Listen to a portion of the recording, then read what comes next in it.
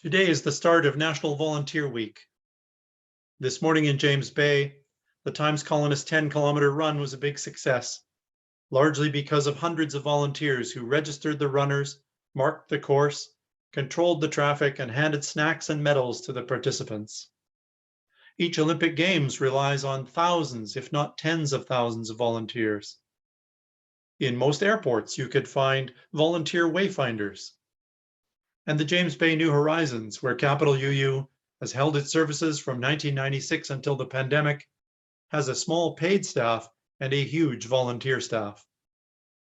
This may be National Volunteer Week, but for many of us, every week is Volunteer Week. Almost everyone in my circle of friends has volunteered periodically or nonstop during their entire adult lives. Within Capital, there's the man who leads a group for single dads. There's the woman who's organized events for her cultural community. There's the family that raised a guide dog for the blind and took in other guide dogs for respite. There's a physician who traveled to Africa to help the blind to see. And there's a woman who leads Zoom dance parties to keep up the morale of anyone who wants to attend. Certainly, every parent of a school-aged child in Canada gets plenty of opportunities to volunteer. Everyone can volunteer, but not everyone does. At the risk of sounding preachy from the pulpit of a church, I think everyone should volunteer. During the next 10 minutes or so, I want to tell you about the benefits of volunteerism, then briefly about critiques of some kinds of volunteerism, and finally about some of Capital's wonderful volunteers. I hope to inspire you to consider or reconsider volunteering. And I also want the steadiest and longest duration volunteers to consider stepping back or into new roles. The Unitarian minister Kathy Sage once spoke a wonderful sermon about volunteerism. During a Saturday afternoon, Queen's University student Chris Wolfe and I had taken Kathy to a curling rink for the first time and explained the basics of the shouting game. One of the things that impressed Rev. Kathy was that the 4 positions on a curling team have specific jobs, yet all 4 players can do all of the jobs. In her sermon the next morning, she talked about grippers and sliders. The title referred to the footwear of the modern curler. One shoe bottom is grippy and allows the player to run and stop on the pebbled ice. The other shoe bottom is a film of Teflon that allows the player to glide effortlessly. Volunteers, Rev. Kathy said, should be like curlers. Sometimes they should be grippers, running, pivoting, stopping, and hopping over obstacles. And at other times, volunteers should be sliders, gliding over the surface and merely keeping balance. To volunteers who found themselves grippy for too long, Rev. Kathy proposed that they tell their teammates, "I'm putting on my slider, I want to rest." And to congregants who were sliding a little too much, Rev. Kathy said, "When it's your turn, or if the nominating committee asks you, throw off your slider, put on your grippers, and help the team." During the past 25 months, our Zoom-only services have become a well-oiled machine. Amanda, Dick, Kathy, and Attila, the dutiful board members, the watchful service coordinators, the informative and inspirational speakers, and forum's fearless moderators. These are the people who make Capital Zoom services a delight for UUs from Hawaii to PEI, including Salt Spring Island, Kelowna, Salmon Arm, and even Sicamous. Soon our congregation is going to shift from Zoom-only services to hybrid services. In a hybrid service, like in my hybrid car, there are 2 systems that are working seamlessly to provide a single service. A hybrid UU service is like a Zoom service with the addition of many volunteer tasks, including setting up the room, making and serving the tea, providing physical greeters at the door, handing out paper orders of service if we go that way, and tidying up afterwards. But before I send a sign-up sheet, let me tell you about the benefits of volunteerism. I'm a historian, and I try to put a history lesson in each of my homilies, partly for Sepida, but for everybody. Here is today's. William Worrell Mayo was born in Manchester, England. He apprenticed as a physician and immigrated to the United States in 1846. Dr. Mayo settled in Indiana and married Louise Wright. During the American Civil War in the 1860s, Dr. Mayo was appointed to a military job, which took his little family to Rochester, New York. After the Civil War ended, Dr. Mayo advertised the opening of a small private medical practice. William and Louise had two sons, Will and Charles, who grew up in Rochester and both attended medical school. In 1883, an order of Roman Catholic nuns, the Sisters of St. Francis, told the doctor that they would raise the funds to build a hospital in Rochester if he and his sons would provide the medical and surgical care. The agreement was made over a handshake, and in 1889, St. Mary's Hospital was opened by the sisters with the three Mayo men on staff. It was often called the Mayo Clinic because of all the doctors being named Mayo. For over 130 years so far, the Mayo Clinic has been at the forefront of medical research. So endeth the history lesson. Researchers at the Mayo Clinic have shown that volunteering offers many health benefits, especially for older adults, including volunteering improves physical and mental health. Volunteer activities keep people moving and thinking at the same time. Research has found that volunteering among adults aged 60 and over provides benefits to physical and mental health, and volunteers report better physical health than do non-volunteers. Volunteering leads to lower rates of depression and anxiety. Volunteering reduces stress and increases positive, relaxed feelings by releasing dopamine. By spending time in service to others, volunteers report feeling a sense of meaning and appreciation, both given and received, which can have stress-reducing effects. Reduced stress further decreases the risk of many physical and mental health problems, such as heart disease, stroke, depression, anxiety, and general illness.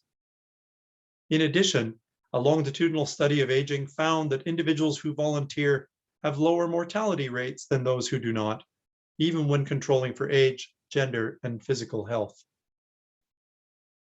The Mayo Clinic also found that volunteering provides a sense of purpose and teaches valuable skills. The work that volunteers provide is essential to everyday activities, which give volunteers a sense of purpose, especially when volunteering in the areas that they find meaningful. Older volunteers experience greater increases in life satisfaction and even self-esteem. And finally, the Mayo Clinic found that volunteering helps us to nurture new and existing relationships. Volunteering increases social interaction and helps build a support system based on common interests. One of the best ways to make new friends and strengthen existing relationships is to participate in a shared activity. Dedicating time as a volunteer helps expand social networks and practice social skills with others. I think we can all agree that these are concrete health benefits.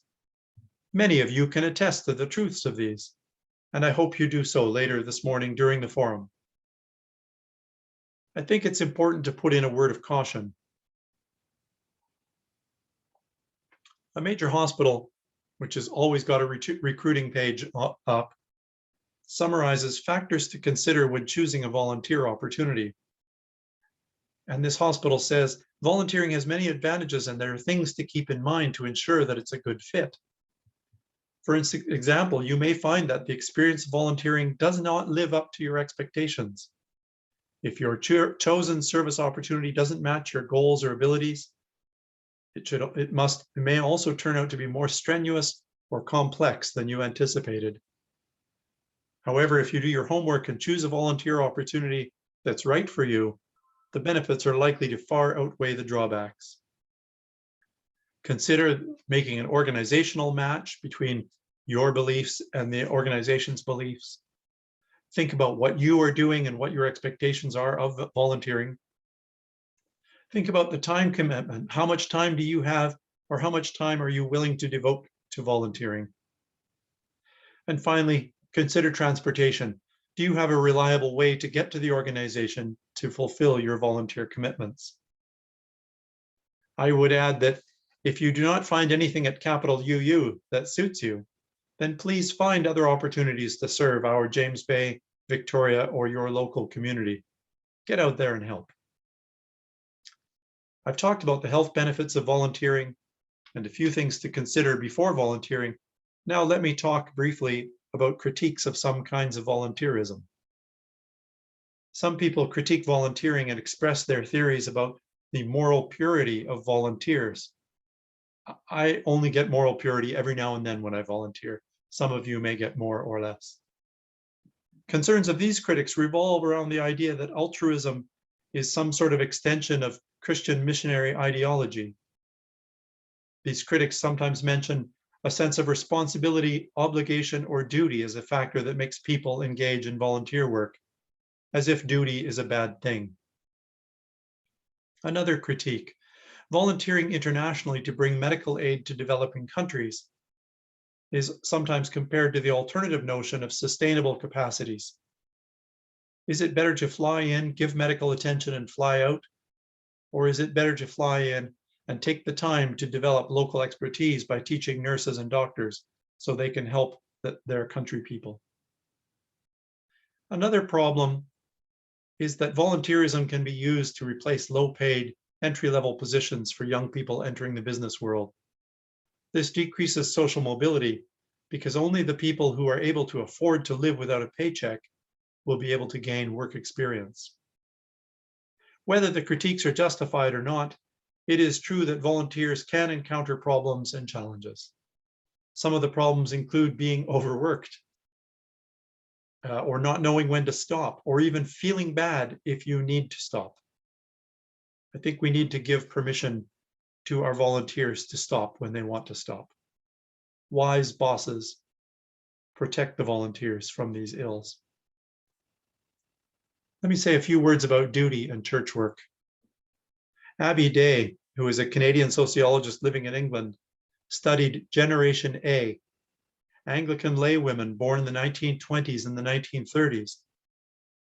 In Abby's 2017 book, The Religious Lives of Older Laywomen, the Last Active Anglican Generation, it's a terrific read about how some churches function day to day. Abby offers insights into why these women, who were in their 70s, 80s, and 90s when she spent a year with them, engage in a particular mode of religious practice. They are often described as the backbone of the church and likely its final active generation. Generation A shares specific values, beliefs, behaviors, and orientations centered on notions of duty. They volunteer countless hours to the church, but they joyfully refer to tea duty and ironing duty. I love this book, in part because on every page, I recall dutiful religious laywomen from Capital: Leen Patel, Connie Harrison, Victoria Forsh, Shirley Mazerol, Belle Paul, Mavis Butlin, Carol Smith, and many others. To the outside observer, these women were volunteering. But to the women, though, they were doing their duty. I think that's wonderful, and I celebrate anyone who does volunteer work out of a sense of duty. So I've told you about the benefits of volunteerism and a bit of critique about some kinds. Now, let me celebrate a few of Capital's wonderful volunteers. I haven't warned them in advance. Elizabeth Atchison. In good times and in bad, Elizabeth has guided Capital forward, sometimes in public roles on committees, and just as often in her tea parlor, helping Unitarians to be their best selves. And there's Elizabeth with Alan. Sheva Spencer. Sheva's on here, listed as Barbara, I think. For as long as I have known her, Sheva has served not only Capital, but another congregation in Victoria. Her dedication to helping people who need to get to the doctor or who are in hospital makes Sheva one of our guardian angels. Thank you, Sheva. I should have warned Amanda. Sarah Weaver. When Sarah and Ken moved to Victoria from Salmon Arm, Sarah was so keen to serve on the board that she took the nominating committee by surprise. Now she volunteers as a board member and as our treasurer, calmly helping to keep Capital afloat and moving forward. Thank you, Sarah. And finally, Mike Reese. When Mike retired to Victoria after a lifetime in business, he saw an ad for Capital Unitarian as a group that included humanists, and he walked right in. Mike volunteered to improve our advertising.